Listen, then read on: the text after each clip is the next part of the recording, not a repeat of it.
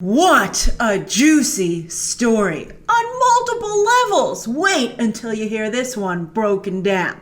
All right, so yesterday, Disney's live action The Little Mermaid was dealt such a tremendously embarrassing blow that it should serve as a wake-up call that this production needs to shape up. It needs serious oversight, Bob Iger and Alan Horn. That's the chain of command. Bob Iger gets the most ink, I think somewhat of his own making, but Alan Horn actually runs the Disney Movies division and then reports directly to Bob Iger, who actually, we only talk about him really in an entertainment context, but Bob Iger runs all of Disney, including the theme parks, the stores, everything, etc.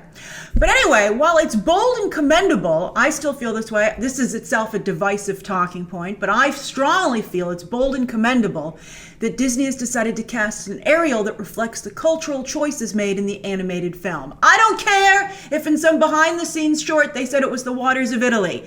There's nothing to indicate Italy in the actual film, from characters to song choices, etc. And it's clearly warm water, so I think maybe that was like a little band-aid not to get in trouble for cultural appropriation. Disney's sometimes not very careful, but today you gotta be careful. And the choice of casting Halle Bailey demands better support and protection than Disney is currently giving it. So yes, even Harry Styles could tell that Prince Eric was not the role for him.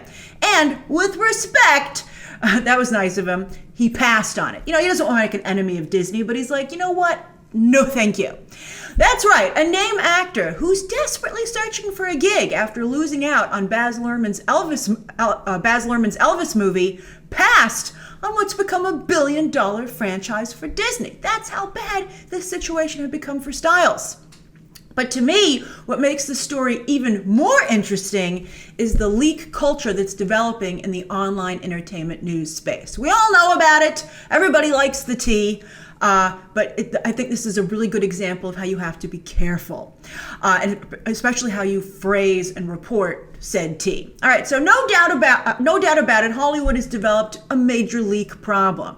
Seriously, it's very big. Like, for instance, the recent Namor story is grounded in absolutely nothing, but it just took off because people, it's also clickbait culture, and that anything that has to do with Marvel people are interested in. There's no evidence of Namor being a part of the MCU or the villain in Black Panther 2, but it's taken on that story a life of its own. But it's so rampant, this leak culture, that very small sites have the opportunity to make a name for themselves, and often do so with reckless abandon. You can't blame them for the first part, but you can blame them for the second part. In this case, a tantalizing headline coupled with an incredibly slow news month caused a story that the site itself has admitted was not double-checked. They just heard the news and reported it as confirmed. You fine to report it and say sources are saying, and also I think as you'll see, I think maybe a little more detail should have been put in there, because I think that this is close to what actually happened, but as it was reported, made all the difference. But again, the story wasn't even double checked, and it spread like wildfire, picked up by the social media accounts of two big theater chains, which seemed to lend it legitimacy and caused other outlets to pick it up. None of the trades ever picked it up, though. And if you're wondering if something's legit, if you're wondering if a rumor is true, we'll talk about my Birds of Prey story in just a second. Usually, that's the canary in the coal mine, whether or not the trades chirp. But I'm sure and by the way, I'm sure the people who run those accounts, those social media accounts for those big companies, got a bit of a lecture on the tweets they had to delete. So yes, I also cover stories like this sometimes, and I recently reported the Birds of Prey Black Mask story. But since I knew, particularly for that story, it was such a big deal and it was so incendiary, I was sure to double confirm it, and from two very different types of sources, one of which I knew had read the actual script themselves. But there's the gray area on this story. I told you, this is juicy stuff and quite the conversation piece.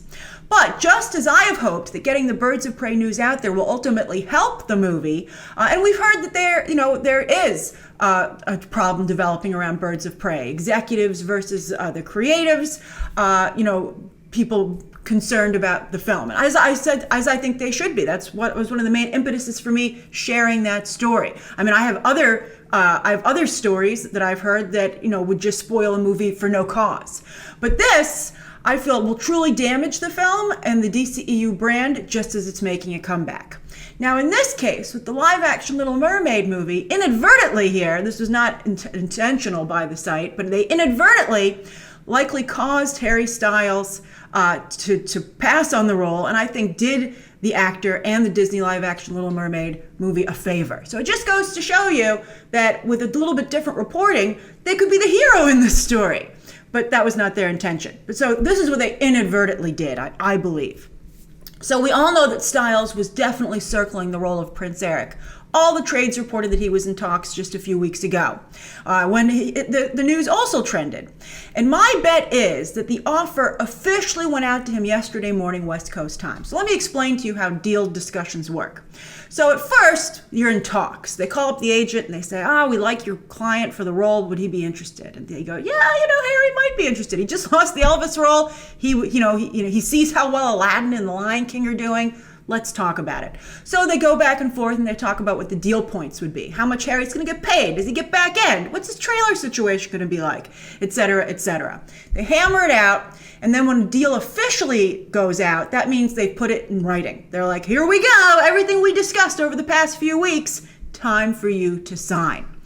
And I think that when the offer officially went out yesterday morning, West Coast time, I think Harry Styles and his team had every intent to sign. And to be fair to the outlet in question, I think that's why it was leaked to them that the deal was done. I don't know if the outlet heard that the contract had only gone out, and if not, that the person they got the leak from did not do them a favor by not telling them that extra information. They should have said, Harry hasn't signed, but the deal is officially out to him. So I think that's exactly what it was, is that fate would have it, Styles simply had not literally signed on the dotted line just when the story broke. And to see yourself trending #1 all day, unseating the juicy Fredo scandal, which I thought would play all day long. I'm sure that Cuomo on CNN was so happy for this story. He was like, thank you, Harry Styles. And many of the comments were highly negative, not just about, having a white prince to, Halle Bailey's Black Little Mermaid, but, very negative things about Harry Styles just personally. I saw people saying like, aren't we supposed to have an attractive Prince Eric? And you're like, that's not cool. Harry Styles is known for being a heartthrob, even if you don't personally think so. Not cool. So he's like, this is bad. And I'm sure it gave him pause as to whether or not he should take the role. And he decided, ultimately, rightfully so, not to take a role that clearly many fans didn't want to see him in. So on that note, I would also bet that Disney is furious about the leak because it's likely directly responsible for Styles turning down the role and causing a major embarrassment for the project and to some degree the studio. Now, if they'd paid attention to the tweets when they first talked about hiring Harry Styles, they would have seen there was a problem even then. Although I do feel the second round was more negative than the first. And as we've discussed, Disney doesn't totally listen to social media chatter because everything worked out okay with Aladdin, everything worked out okay with The Lion King. And they still offered the role to Harry Styles. In this case, it was Harry Styles who said, no, thank you. So Harry Styles is a bit more, I think, well, I don't know. Those other projects did work out. But, Disney's playing with fire here, not being a little bit more open to what their fans are saying. So anyway, this is a short-lived embarrassment. Thank the gods, the entertainment gods and the social media gods, Disney, that this actually I think is going to, in the long run, work out in your favor. Because consider the alternative, and that's the very unfortunate optics burned forever into film of a black mermaid willing to abandon her family for a white prince she's never actually met, being obsessed with his culture over her own and having him show her how civilized society works, when Prince Eric's showing Ariel all around town, and the whole time she's mute during those sequences. That's so bad. Prince Eric, I think, really needs to be an actor of color, and ideally a black actor, because Disney already has a mixed-race couple, and there are few examples of strong black couples in Hollywood blockbuster entertainment, certainly in fantasy.